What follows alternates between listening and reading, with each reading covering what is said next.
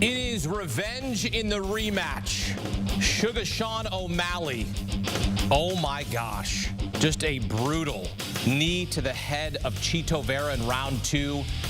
And Sean O'Malley put on a masterclass. He was surgical in 5 rounds. Wins via unanimous decision, avenging the only loss of his professional career to that man, Chito Vera, some 4 years ago at UFC 252. O'Malley said he didn't count that loss. He erased it on this night in Miami. Get some instant analysis. Welcome in CBS Sports combat analyst and co-host of the award-winning Morning Combat, Brian Campbell. Sugar Sean O'Malley avenges the only loss of his professional career, defeats Chito Vera as he makes the first title defense of his Bantamweight championship, delivered a brutal knee to the head of Vera. It sounded like a metal bat taking a baseball 400 feet. He was surgical. They kept saying masterclass on the broadcast. BC, what did you see in this amazing fight from Sugar Sean O'Malley? Yeah, this was Sean O'Malley at his finest, a virtuoso striking performance.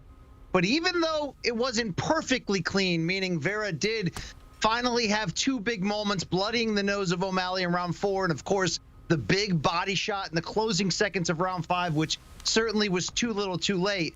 That also showed the toughness, the durability, the full maturity for this champion, Sean O'Malley, atop the sport's deepest division, firmly in the midst of the top 10 pound for pound, and now adds 1 title defense to his ledger and redeeming the only pro defeat 4 years ago. His evolution has been tremendous. We've always known about his commercial upside and his ability to draw large audiences and his flashy style, but this is what he does best. Surgical breakdowns, a master of distance and feints. Marlon Vera had the potential to be a very tough out with that bully mentality, but when it came down to skill versus skill, this was a lopsided affair. Well, we knew that Chito Vera could go into the deep waters, and we knew that if O'Malley was going to outlast him, he was going to have to take some brutal blows, and he did there at the end. He said, yeah, that was a good one. He got me on that one. Then after the fight, what does he do? He calls out Ilia Topuria. To use your line, inject it into my veins right now. 2 knockout artists? Are you kidding me? But he would have to move up a weight class. Does this happen? How does it happen? You know, it depends on what the UFC wants, because here's the deal. They don't need to do this. They don't need to match up 2 of their most valuable commodities as not only defending champions, but star power. We know what Ilia Topuria can now bring to the UFC with his audiences in Spain, where he lives now, and of course in the rising MMA hotbed of Georgia, where he's from, although he was technically born in Germany.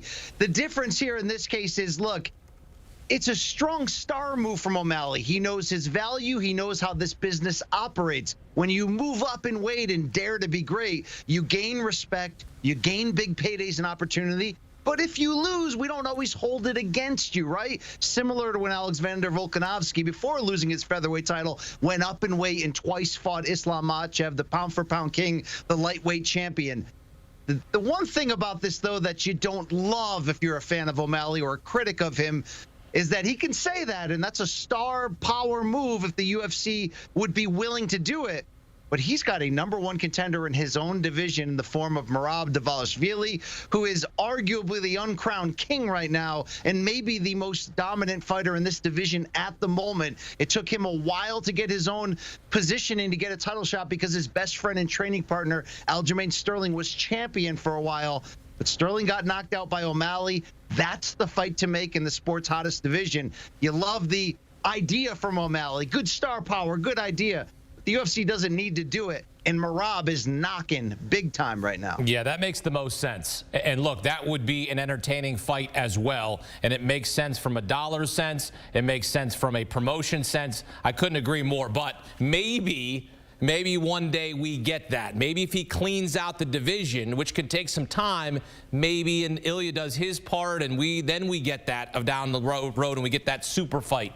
We got a heck of a fight from Dustin Poirier in the co-main event. He reminds everyone he's still here. Knocks out Benoit Saint-Denis with a vicious right hook in the 2nd round. I'm running around the newsroom when this is happening, and I'm shouting and screaming because he's still here, BC. Your reaction was what to when you saw that? I mean, look, this is what he's known for. This is what he's all about. We almost wrote him off 2 fights ago against Michael Chandler in Madison Square Garden when he endured hell and blood and walked through and got the win. This one was even more violent going against him. He was dominated by Benoit Saint-Denis for a round and a half, a physical, lumbering force who was able to dominate Poirier on the feet, backing him up to the cage and hurting him, and also on the ground with multiple submission threats and attempts. But the thing about Dustin Poirier, you don't get the reputation as being an American hero, an all-action legend, a future Hall of Famer, living legend, one of the rare fighters, by the way, who's never won an undisputed UFC title, but we don't hesitate to say future Hall of Famer, first ballot. This is why. 35 years old, no problem at all. Rising stud in Saint-Denis, who'd finished all 5 of his last opponents to get to this point. Apparently no problem at all. The idea that Dustin Poirier is not done contending at the top of this division speaks to the longevity. It speaks to the toughness, the character, the grit. We've had heroes like this in the past. Randy Couture, Chuck Liddell. Dustin Poirier fits into that lineage very well. Max Holloway, another one, only he's not done yet. 30th career win, 22nd in the UFC, 9 knockouts in the lightweight division, which is tied for most all time. He improves to 5-2 as a UFC underdog. Don't bet against him. The dog is barking in Miami. The big question next is, does he have a title run left in the tank? It's hard. I mean, styles make fights, matchups make fights. It's difficult because, look, coming into this fight, he had lost 2 of his last 3 and been finished in those fights. One, a BMF title rematch against Justin Gaethje, and the other, his second crack at the full championship when he was finished by former King Charles Oliveira. What helps him is the idea that he's yet to fight the champion in this division. But what hurts him is that champion is Islam Makhachev, who is the best fighter in the world pound for pound, really without debate or question at the moment. This does bode well, though, because the thing about Poirier, belt, no belt, although he did one time hold that interim title, is he's a star, a proven pay-per-view brand. He's fought Conor McGregor 3 times, finished him twice. I think he's not done. I think this could very well lead him to the top, although we're going to have Charles Oliveira against rising stud Arman Tsarukyan at the next pay-per-view. There's a lot of company at the top of this division. But what more could you ask of Poirier than to take that beating from the young fighter, a fight that he didn't even need to accept? When you have his star power at his age, you can wait by the phone and hope something falls through and you'll get the next title shot. Instead, he went back to the drawing board and said, who's next in line? Who have I not faced? Who's making noise? Let me take care of him. What do you say? I mean, that's a legend. That's a hero right there. Only he's still living. He's still active. He's still with it. Tough hill to climb against Makhachev if he gets that chance, but never count out Dustin Poirier. Never. The 35-year-old goes from a brutal head kick knockout loss to a right hook knockout to his opponent. I mean, you want to talk about a bounce back. That BC is a bounce back. Also on the main card, former Bellator star Michael Venom Page making his UFC debut, defeats Kevin Holland via unanimous decision in a welterweight bout. How'd MVP look to you in his UFC debut? Oh, in a word, Hakeem, spectacular. All the things that MVP does well. Set you up with shots you don't see coming, entertain the crowd, dart in and out at lightning speed. At 36 years old, he looked like he still has it at the very top shelf. Obviously, he was jazzed up for this debut and a very difficult task. In fact, he was a slight betting underdog against Kevin Holland.